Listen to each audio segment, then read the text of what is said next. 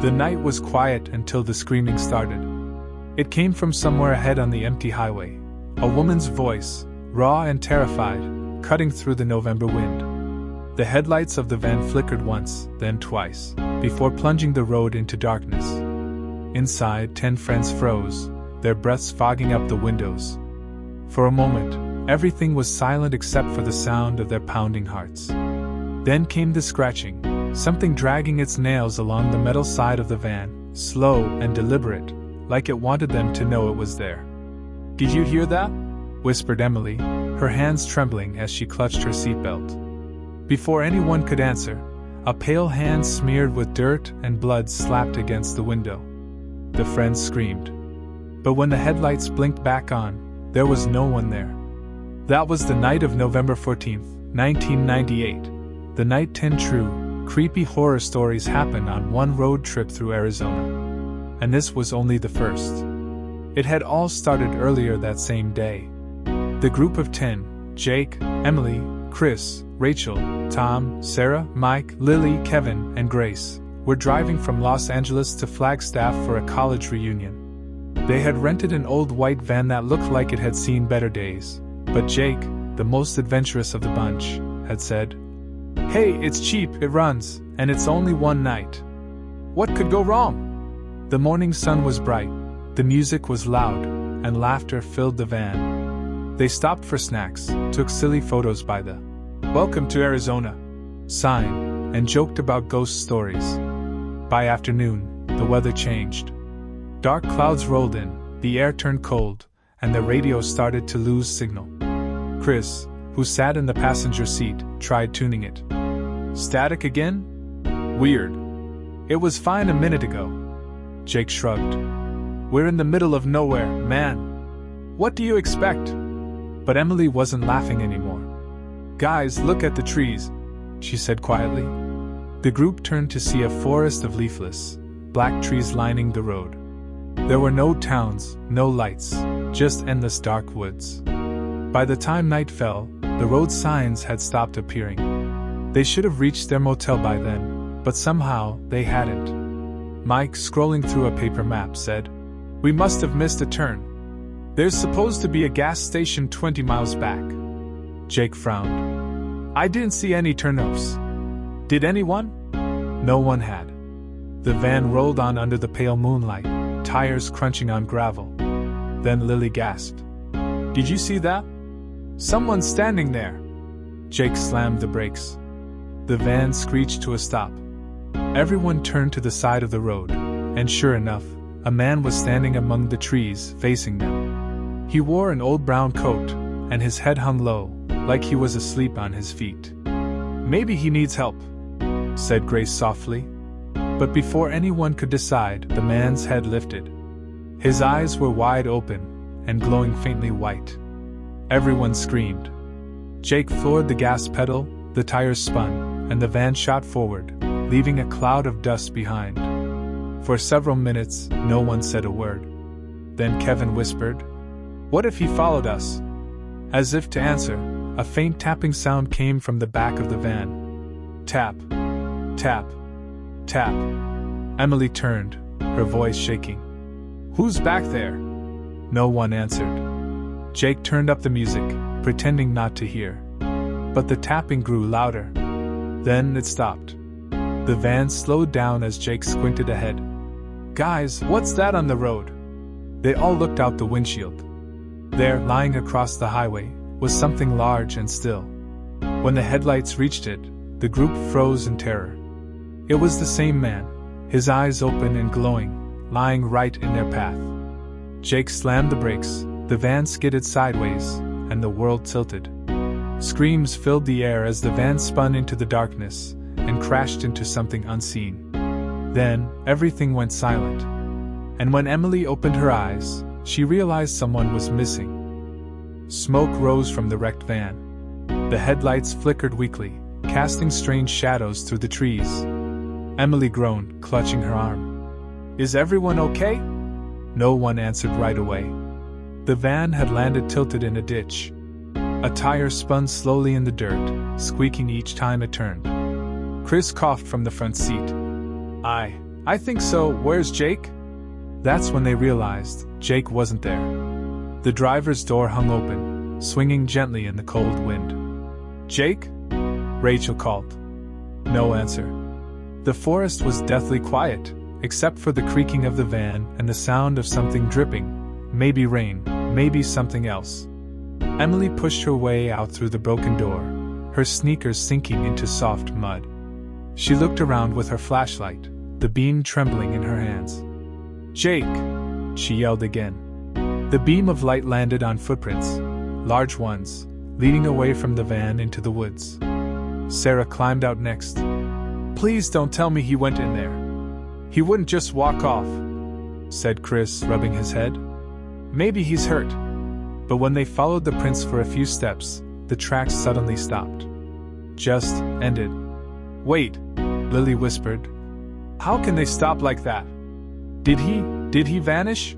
Emily felt her throat tighten. We have to find help. There's gotta be a town nearby. They returned to the van and gathered flashlights, a first aid kit, and jackets. Kevin tried the engine. It coughed, sputtered, then died. Dead. They decided to walk down the road, hoping to find anyone. The air was freezing now, their breaths turning white in the glow of the flashlights. They walked for almost an hour. The forest stretched endlessly on both sides. The same crooked trees, the same cracked road. It felt like they were walking in circles. Then they saw it, headlights. Faint at first, but growing brighter. Finally! Chris shouted, waving his arms. Hey! Over here! A black pickup truck slowed and pulled over. The driver rolled down his window, an old man with deep wrinkles and cloudy eyes. You folks lost? He asked. Our van crashed. One of our friends is missing, Emily said quickly. The old man frowned. Crashes happen a lot round here. Strange things on this road. What do you mean? Rachel asked. He leaned closer. Back in '98, 10 kids vanished on the same stretch. Said they saw someone standing by the woods, glowing eyes. Folks call it the phantom hitchhiker. The group froze. Sarah whispered, You're saying that was real? The man nodded slowly. Happened exactly on a November night. Just like this one. Before anyone could respond, the truck's headlights flickered, and the engine died. The old man turned the key again and again, but it only made a clicking sound. Then a loud bang echoed through the woods, like something slamming against metal. The old man's eyes widened. It's him, he whispered. Everyone turned toward the noise. A shadow moved between the trees, tall and rom-shaped, like it wasn't walking but gliding. Run! Emily screamed. They sprinted back down the road, flashlights swinging wildly. Behind them, they could hear heavy steps, slow but steady, following. When they finally reached the crashed van again, Lily gasped. Oh my God! Look! On the fogged-up windows of the van, someone had written words with a finger, shaky but clear. 10 must drive. 10 must die. Chris backed away, shaking his head. No, that wasn't there before. Then, from inside the van, a figure sat up in the driver's seat. It was Jake. But his face was pale, and his eyes glowed faintly white. Get in, he said in a slow, hollow voice. We're not done driving yet. Everyone froze. Jake's voice didn't sound like his own. It was deep, echoing, like two people speaking at once. His head tilted slightly as he stared at them, a wide, unnatural grin stretching across his pale face. Jake? Emily whispered, trembling. You're alive? He blinked slowly. Alive? He repeated, his voice breaking between a whisper and a growl. We still have 9 left. The others stared, confused and terrified. 9 left? What are you talking about? Chris asked. Jake's hands gripped the steering wheel. His knuckles were gray, not white. 10 must drive, he said again. 10 must die. The van engine roared to life by itself. The headlights flashed on, bright and blinding, before the horn blared nonstop, echoing through the woods like a warning cry. Run! Emily shouted. But before anyone could move, the van's doors slammed shut one by one. Bang! Bang! Bang! Trapping Jake inside. He stared out at them through the cracked windshield, eyes glowing brighter, his mouth moving though no words came out. The van began to roll forward slowly. "Oh no," Lily whispered.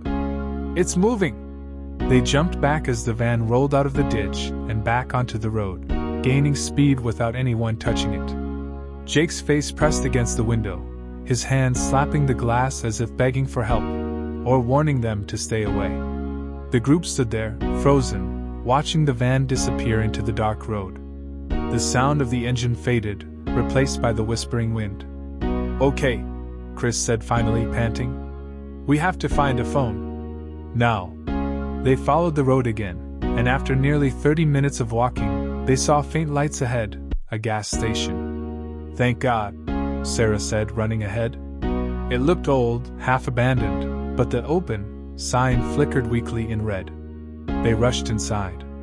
The clerk, a young man with greasy hair, looked up from his counter. "Whoa, you folks look like you've seen a ghost." Emily stepped forward. "We crashed. Our friend, he's gone. We need to call the police." The clerk frowned and pointed to a dusty phone on the counter. "Landline's there.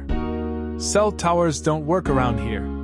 Chris grabbed the phone and dialed 911. Static. No tone. Nothing. "It's dead," he said, voice trembling. The clerk's smile faded.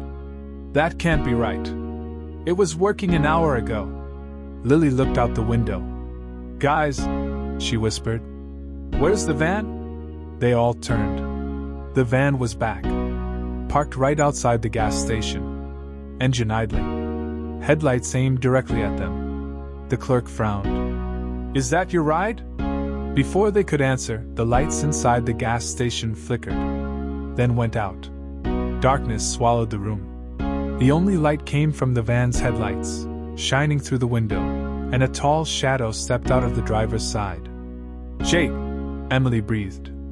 He started walking toward the door, step by slow step. The door rattled as he reached for the handle.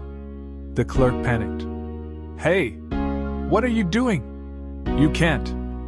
Before he could finish, the glass door shattered inward. Jake stood there, expressionless. The cold air rushed in. Emily took a step back, tears running down her face. "Jake, please, it's us. Don't you remember?" For a second, his eyes flickered, just a tiny flash of recognition. Then his mouth opened, and a voice that wasn't his said, "You left me in the woods?" Everyone screamed as the lights blinked on and off. Shelves shook, cans rolled off the racks, and the windows rattled like they were about to explode. Then, just as suddenly, everything stopped. The lights steadied. The cold vanished. And Jake was gone. The front door stood wide open. Only the van remained outside, running quietly. Emily turned to the group. "We can't stay here. We have to end this." "How?" Chris asked, his voice cracking. "We don't even know what this is." Emily's eyes went to the van. "He's not Jake anymore. But whatever took him, it's in that van. And it wants all 10 of us." They all looked at the van again, the engine still humming, the driver's seat empty now, waiting. Emily took a deep breath. "If that thing wants us to drive, we'll drive. But on our terms." She stepped toward the van door. The others followed, terrified but silent. The door opened by itself with a low creak, like it had been expecting her. Emily climbed into the driver's seat. The engine revved louder. The radio crackled to life. And through the static, a voice whispered, cold and slow,